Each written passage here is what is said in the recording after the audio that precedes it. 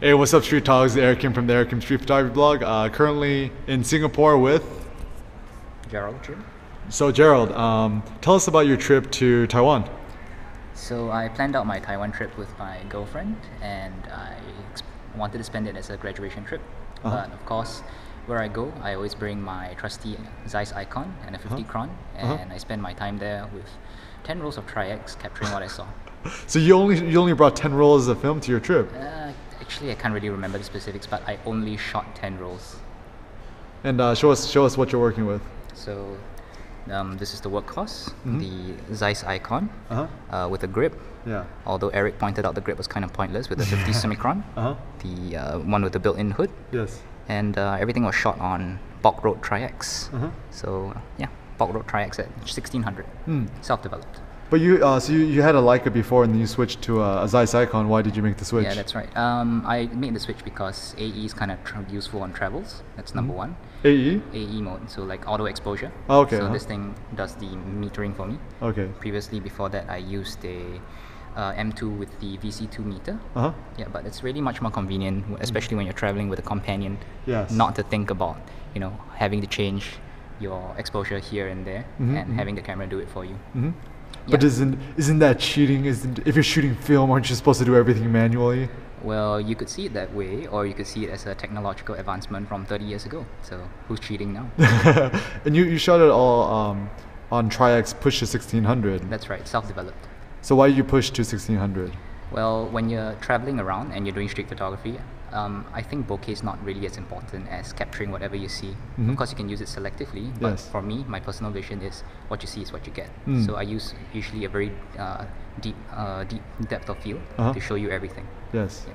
So are you what like aperture and stuff are you usually shooting at? I usually shoot at f8 to f16, so whatever's useful. Oh, and one thing that one reason why I chose the Icon over the M2 is the fact that I can shoot one stop higher at 1 over 2000. Oh, so it's got a faster maximum shutter speed. Just one stop, but it kind of helps when you're shooting 1600. And I actually find the viewfinder on the Zeissikon to be actually nicer than the Leica. Yeah, this is probably going to make a lot of Leica fanboys really pissed off, but the Zeiss viewfinder is actually much nicer. Like it's way more contrasty if you position it right. The only problem is if you skew it at a certain angle, it kind of washes out. But other than that, it's really a lot nicer to use. And for the haters, they're probably going to say otherwise. Pick up one yourself and give it a shot. So why do you shoot film? It seems like a lot of people here in Singapore shoot film. Ooh, tough question. So why do I shoot film? I actually came from the DSLR background. That's number one. Like all of us? Yeah, I'm going to admit it first. Yeah, yes. Like all of us.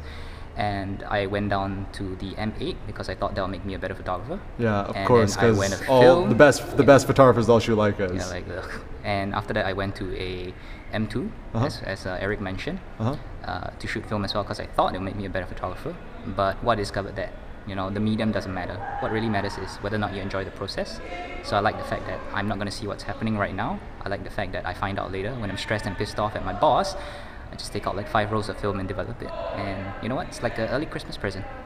Wait, so for you, said it's more the process than the outcome, but still, I mean, in my opinion, I think, especially black and white film, push to 1600. It does have a certain look, which to an extent you could kind of replicate digitally in silver effects, but don't quite get it. Like, so, I mean, there must be some aesthetic reasons behind it as well, right? Yeah. Well, if you think about it, pretty much everything we've seen in the past 50 years, all the great news photos have been shot on tri-X. So, I mean, it's been tried and tested, and I like the look. I don't really want to diddle-daddle around in Lightroom or Silver FX and get that, when actually I can just get everything in the film that I use. So, yeah. And you've been on a lot of travels. You said you went to Portugal and stuff like that. Tell us about some of the disappointments you faced during your travels and the expectations you had and stuff like that. Okay, well, the biggest problem was that when you're shooting film, the greatest thing is you just stick to one thing and that's it. You push your creativity to its limits because you have that limitation. And when I went to Portugal, I did everything from color to it was really only 2 things. I did color and black and white. I did negatives, I did positives. When actually I found that over time, what I just really enjoyed was black and white negatives. Yeah, so just stick to that.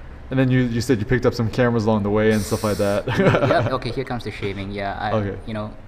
Europe isn't really as dangerous as it seems. After spending 4 months there at least. So I picked up extra cameras thinking that, if one of them gets stolen, oh shit, I don't want to be without one. So what did you pick up? Yeah, I picked up a Voigtlander R3A, which is nice for the one-to-one viewfinder. You get to shoot with both eyes open if you're a 50 guy. Yeah, I picked up a Hexar 8F, which was nice if you need a compact camera. Yeah, so those are the things I picked up. And you said you didn't end up taking that many photos in Portugal, or you didn't really make any interesting photos? No, I did shoot some, but because what happened was, it becomes a lot more disjointed. When you shoot just one thing, it's much easier. You see everything in black and white, and that's it. If you shoot in only 1600, everything is high contrast, it's grainy, and that's all you see. But imagine where you read a book where the font keeps changing. Think about it. Like first you see Helvetica, and then now you see like colored Comic Sans. As much as I love Comic Sans. Like, oh shit, man. So having at least just one thing in mind, helps to solidify that vision. So what happens to you when you get gas, where you're just like, oh, what if I got that? If I get the money, that new whatever camera or lens, like, do you ever have those moments, and if so, how do you get over those moments? Well, the fact is, the Zeiss was bought because of gas. So I had an M2, think about it. Yeah. I was thinking to myself, like, if I send my M2 for servicing, I'm probably gonna need an Icon. Yeah, so I got that too. I had an X-Pen gas season as well, so I got an X-Pen. But I feel that as long as you can justify it by shooting it, so yeah, why not? If you can afford it and you shoot it, why not? Because in Singapore, there's a lot of poison, right? I'm gonna piss a lot of people off, but yeah. So tell us the concept of poison for the non-Singaporeans out there. So poison is when you get something really great, or you see something really great, and you tell somebody about how great it is, and then preferably something that's like a material possession, right? Yeah, exactly. And then in the middle of the night, as you're sleeping next to your wife, or you're sleeping at home, you're like, damn, I want that. I want to tap that. And yeah. And pretty much all the time, people say, where is it? Where can I find it? If you're ever in Singapore, head to Peninsula Plaza. It's a great place for second-hand gear. Yeah. So there's all these people with these really nice cameras in Singapore, and yeah, lots of people have nice gear, like Leica MPs. You're looking at you, Eric. Oh yeah. Yeah. Horrible photographers right here. No, I'm not gonna say anything. Yes. Yeah. There's really nice stuff here in Singapore if you're looking for Leica stuff. But the greatest thing about here is that there's a really big community of film shooters, from the smallest miniature cameras to large format. So at least there's a community. Why do you think there is such a strong film community here in Singapore, out of all places? Well, maybe it's the fact that we are yearning for something old to hang on to. Maybe it's the fact that in Singapore everything is changing so much that we just want to keep our hands on something in the past. Yeah. And having something physical, a nicely engineered film Leica or a well-engineered Rolleiflex is always something nice. And how would you describe the film, or not even the film scene, but like the photography scene here in Singapore? What do you think makes it unique from any other city in the world? Well, the fact that just about everyone here has a camera, that's number one. Yes.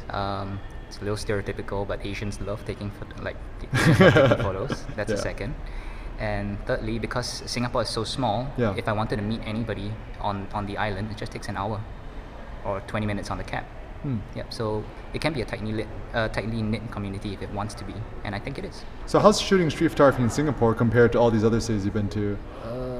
Well, Singapore prepares you for the really cramped up cities. So you think about it, like Hong Kong's really cramped up, and Singapore just gives you that small taste before you go to such places. But it makes shooting in big cities like Portugal with its really wide streets difficult.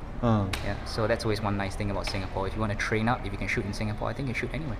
But sometimes people are like, oh, I don't like Singapore because it's too clinical, or like it's too clean, or like there's nothing that interesting, it's just a bunch of malls. Like, what would you say to people who say that? Okay, whatever I'm going to say is probably going to piss more people off. Oh yeah, go ahead, piss people off, be honest. But if you think about it, you don't go to New York hoping that it looks like Singapore. You don't come to Singapore hoping that it looks like New York. You shouldn't go to a country with any sort of preconceived notion of what it should be, what it should look like.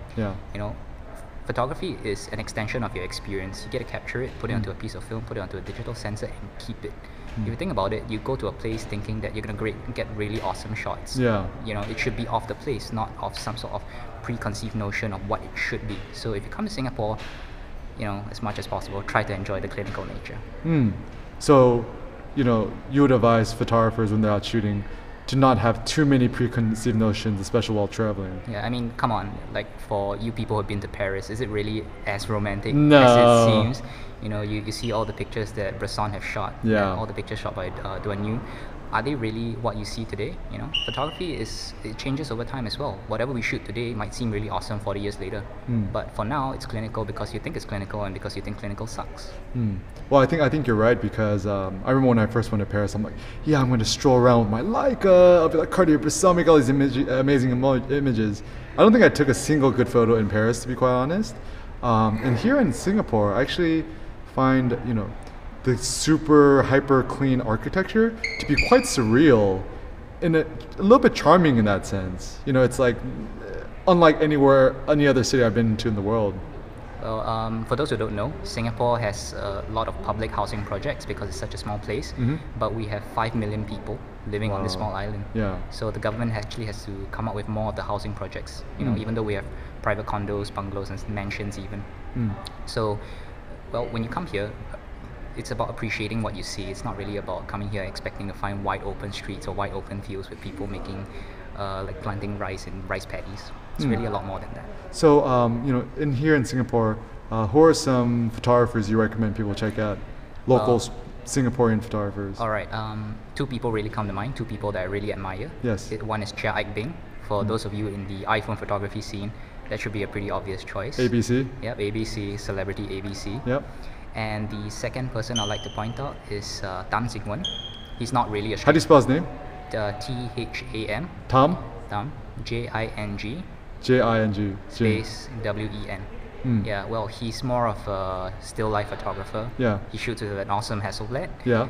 He recently got a, God forgive me for revealing to the world, a Rolleiflex. Oh yeah. But yeah, sorry Ting. Yeah, but he shoots still life scenes, and in a really awesome way. The way he interprets Singapore architecture, I find that admirable. And he has released 2 books, Hong Kong Quietly, very different from what I shot, and Japan Quietly. Check it out if you can. Do you know where you could find it? Just Google him, or? For those people staying in Singapore, it's in our library. It's Japan Quietly, so NLB. If not, go and check out his website. If I'm not wrong, it's www.tamjingwen.com, and you can order it straight from him. So support local talent. Nice. And then to go back to, you know, your Taiwan project, you know, I really love the images, and you only shot 10 rolls, and you kind of have a quite strong edit. Can you tell us a little bit about maybe your feelings in Taiwan? You talk about isolation, alienation, and also maybe the editing process, like how you decided to get down to your final edit. Okay, so when I shot in Taiwan, I did it really differently. So this time, whatever I see, I find it interesting, I snap. It's not about thinking, would this make a good photo? Is this really going to be accepted by the community? I was like, fuck all of that, and just take the shot. You know, if you think about it, you can just edit out the photos later. That's true. You regret the photos you don't shoot rather than the photos that you shot. So, you know, stop being such a bitch and just take it. Right? You know, the whole world doesn't see it. It's not like as if you have to print out your contact sheet for the whole world to see. Okay, that can come when I'm dead. So, as for the edit, there's a community of photographers here, right? Like I mentioned, people like Ike Bing and Jingwen. You know, these were the 2 people I showed my photos first to, and they were like, oh, this is good, but you have to cut it down. Because if you think about it, you know, a book could be really great, but if the subplot sucks, you know, it's going to affect the overall package. I mean, can you imagine if Harry Potter had a subplot about teenage romance? Oh wait, it kind of did, between a vampire and a werewolf. Like, who the hell cares, right? Think about that. So similarly for like photography, like any sort of language, you know, if there's something that shouldn't be said, you know, something that's redundant, maybe it would be better if you take it out. You know? So you cut it out, and it makes everything seem a lot more shot up, a lot stronger. And that was how I was approaching my editing. So the whole like less is more aesthetic. Like just keep the bare minimums. And who are some photographers who have most inspired you in your photography? Wow. Okay. I guess there's 2 really. Elliot Erwitt. I like his dry humor, the way he shoots, the fact that he shoots with a 50, and how he interprets society. That's one.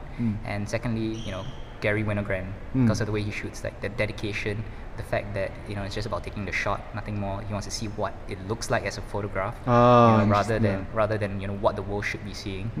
So those are 2 really awesome people that I would check out. Cool. So if you started photography, street photography, film, whatever, all over again, what advice do you wish you could have gave yourself when you really started getting into it several years ago? Shut up and shoot. Just shut up and shoot. Not buy more cameras? I wish I could say that, but no, I've done that too many times. And like, right the wrongs of the past. Yeah. So just shut up, shoot. And Shut up and shoot. any last things you'd like to mention, like upcoming projects, things people check out, watch out for? Well, I think it's a bit silly to talk about projects that are currently going on before they're actually done. But I should be working on a couple more things. I'm not going to say what they are, but keep an eye out. It's probably going to be coming out next year. What's the best way for people to see more of your work or follow you? Well, I don't really share my photographs much. I dabbled with Instagram for a while, but I left it dead for like 8 weeks. But if you want to check it out, it's Secondhand Photog. At Secondhand Photog. The second is TND. Sorry, not TND. God damn it. It's 2ND. So spell out the whole handle for us. At 2ND Photog. How do you spell Photog? PHOTOG. Okay, cool. Nice. All right, then, let's get ready to hit the streets. Nice one. All right, peace out.